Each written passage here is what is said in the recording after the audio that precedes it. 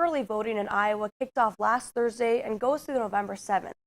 Joining us this morning to give us more details is Bremer County Auditor Shelley Wolf. Well, thanks for joining us this morning. And for people who aren't able to vote on that November 8th election, I guess, what are some of their options? They can early vote or absentee vote. They're one and the same. They have to request a ballot in writing, whether they do it in person or through the mail. There's no restrictions to who can vote early. Anyone can do that. It becomes vital, though, for those who are not able to be at the polling place. Awesome. And I guess for specifically college students, with Wartburg being in Waverly in the Bremer County, I guess what can they do if they're not from in Waverly or in Iowa, I guess? They can register to vote as a Bremer County voter. Prior to October 29th works the best for them. It's easier to verify them and they don't have to have extra proof.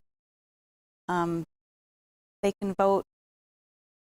For college students, that's okay. Like, what can they do? Do they register in Bremer County, or do Yes. they have the option of doing the hometown too, correct? Yes, Okay. they can register to vote in Bremer County, use their college address, and become a Bremer County voting resident. Or Okay. they can maintain their home address and vote absentee through their home address. Okay, and what do you think is easier kind of for college students? Just kind of depends on who you are for that, or? Yeah, any way is easier. I guess if they're a Wartburg College student, they're right here in Waverly. If they would register here, they could come to the court and vote and not have to do the process of the mail, where back home they'd probably have to do it through the mail, or they were going to be home during a regular work. Right, but if they were to do it for mail, they'd have to include box number and residence hall, correct? Yes, very important if they register in Bremer County to include their Wartburg box number and which hall they live in, because there's a voting precinct line that goes through Wartburg, divides the wards of Waverly. Gotcha. That's kind of confusing, so students should look that up. Or yes, how do they look that up? or call my office. Very nice. And so I guess another thing people struggle with is people with disabilities kind of maybe struggle getting to the polls, or if they do get to the polls, kind of casting their vote there. I guess what are some of those options they have?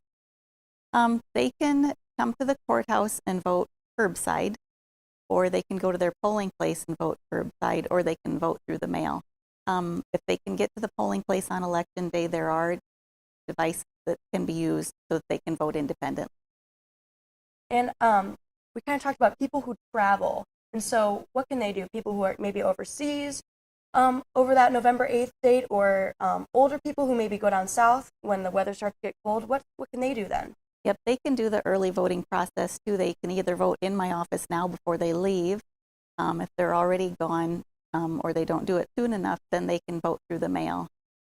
Overseas, there's a whole different process. They get special treatment to make sure that they don't lose that ability to vote just because they're overseas, and that's both civilians and military. Their ballots were mailed out earlier than anybody else's ballots were able to be voted. And just because I'm curious, with those early ballots, I guess what happens to them leading up to the November 8th date? The big question.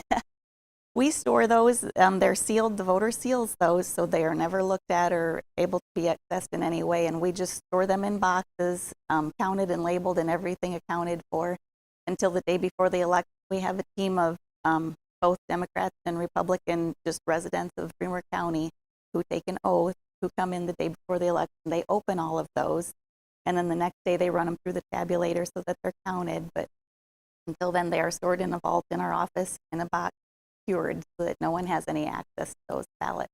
Very nice. So very locked up for that, but a very effective early voting process, though, nonetheless. So thanks so much for joining us this morning to give us that more information.